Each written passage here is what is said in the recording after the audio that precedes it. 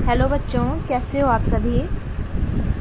आज हम न्यूक्लियस के बारे में पढ़ेंगे। न्यूक्लियस मीन्स कि आज हम एक और सेल ऑर्गेनेली के बारे में पढ़ेंगे, जैसा कि हम पहले वाली कुछ वीडियोस में पढ़ चुके हैं। पहले हमने माइटोकॉन्ड्रिया, क्लोरोप्लास्ट ऐसी कुछ ऑर्गेनेलिस के बारे में पढ़ा था। अब हम एक और नई ऑर्गेनेली स्टार्ट करने जा रहे हैं जिसका नाम है न्यूक्लियस। आज हम इसके स्ट्रक्चर एंड फंक्शन के बारे में पढ़ेंगे। जैसे कि आपकी क्लोरोप्लास्ट एंड माइटोकॉन्ड्रिया जो है वो डबल मेम्ब्रेन बाउंड ऑर्गेनेलिस थी, वैसे ही आपका जो न्यूक्लियस है वो भी डबल मेम्ब्रेन बाउंड ऑर्गेनेली है। चलो अब हम स्टार्ट करते हैं, इसके बारे में थोड़ा सा पढ़ते हैं। Nucleus it is a pivotal organelle, मतलब कि क्या, it is a important organelle जो कि रेगुलेट करता है आपकी सेलुलर प्रोसेसेस को। ठीक है। Next, every cell categorised on the basis of nucleus. जैसे कि हमने अपनी पिछली वीडियो में एक में पढ़ा था प्रोकैरियोटिक एंड यूकैरियोटिक ऑर्गेनिजम्स के बारे में, तो उनको किसके बेसिस के ऊपर डिफरेंशिएट किया गया था? उनको डिफरेंशिएट किया गया था आपके एब्सेंस और प्रेजेंस ऑफ न्यूक्लियस। ठीक है। जहाँ पे कि आपका जो न्यूक्लियस है वो एब्सेंट था, उनको हमने बोला था प्रोकैरियोटिक ऑर्गेनिजम्स, और जिनमें कि आपका जो न्यूक्लियस है वो प्रेजेंट था उसको बोला था हमने यूकैरियोटिक ऑर्गेनिजम्स। ठीक है। नेक्स्ट है the most integral component of the cell is the nucleus. यही कि जो सेल का, किसी भी सेल का बहुत ही ज्यादा इम्पोर्टेंट पार्ट होता है, इम्पोर्टेंट कंपोनेंट होता है, वो क्या होता है? वो आपका न्यूक्लियस होता है। सिंगुलर फॉर्म में हम न्यूक्लियस ही बोलेंगे, और अगर वो प्लूरल फॉर्म में होता है तो हम उसको न्यूक्लियाई बोलेंगे। ठीक है। सिंगुलर में न्यूक्लियस एंड प्लूरल में न्यूक्लियाई। जो आपका न्यूक्लियस वर्ड है वो डिराइव हुआ है लैटिन वर्ड से, जिसका मतलब होता है कर्नल ऑफ अ नट। जो आपका न्यूक्लियस है वो एक डबल मेम्ब्रेन बाउंड ऑर्गेनेली है, और डबल मेम्ब्रेन बाउंड ऑर्गेनेली होने के साथ साथ ये एक यूकैरियोटिक सेल ऑर्गेनेली भी है। मतलब कि क्या, कि आपकी जो न्यूक्लियस होगा वो यूकैरियोटिक ऑर्गेनिजम्स में ही प्रेजेंट होगा। ठीक है।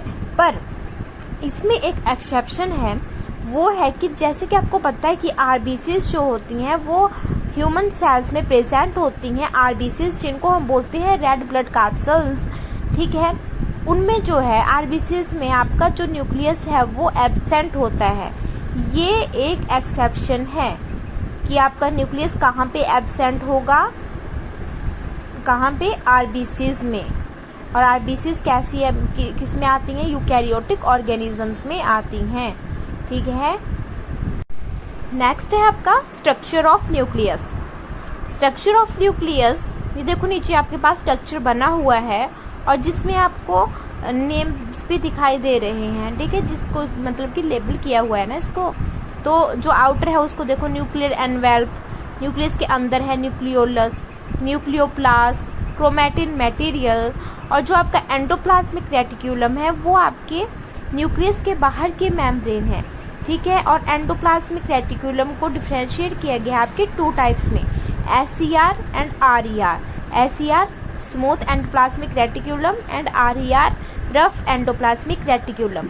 आरईआर और एससीआर में क्या डिफरेंस है वो मेरे को आप बताओगे। ठीक है। नेक्स्ट है आपका पोर। अब हम स्ट्रक्चर के बारे में थोड़ा सा पढ़ेंगे।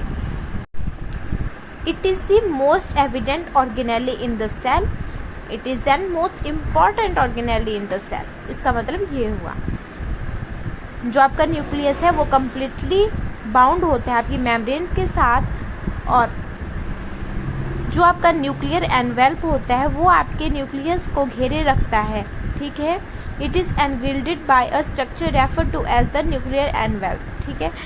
The membrane distinguish the cytoplasm from the content of the nucleus. जो भी आपका कंटेंट न्यूक्लियस में प्रेजेंट होता है और जो आपका साइटोप्लाज्म में प्रेजेंट होता है, उन दोनों की इंटरमिक्सिंग को कौन रोकता है? मेम्ब्रेन्स रोकती हैं।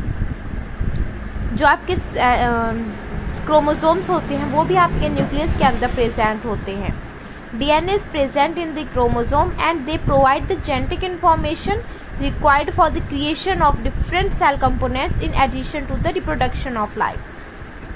Next है हमारे पास functions of nucleus. It contains the cell headed information. मतलब कि जो आपका न्यूक्लियस होता है वो आपकी हेडेड इन्फॉर्मेशन को कैरी करके रखता है और आपके कंट्रोल करता है ग्रोथ एंड रिप्रोडक्शन को भी ये कंट्रोल करता है. ठीक है. जो आपका न्यूक्लियस है वो एक मेम्ब्रेन बाउंड स्ट्रक्चर है जो कि आपकी जेनेटिक इन्फॉर्मेशन को कैरी करके रखता है अपने अंदर. It is not just a storage compartment of DNA but also happens to be the home of some important cellular processes. या ओनली आपका यहाँ पे DNA स्टोर नहीं होता है बल्कि साथ साथ में ये बहुत सारी सेलुलर एक्टिविटीज़ का होम भी है. First and foremost it is possible to duplicate once DNA in the nucleus. मतलब कि जो आपका DNA होता है वो न्यूक्लियस में इजीली जो है वो डुप्लीकेट कर जाता है.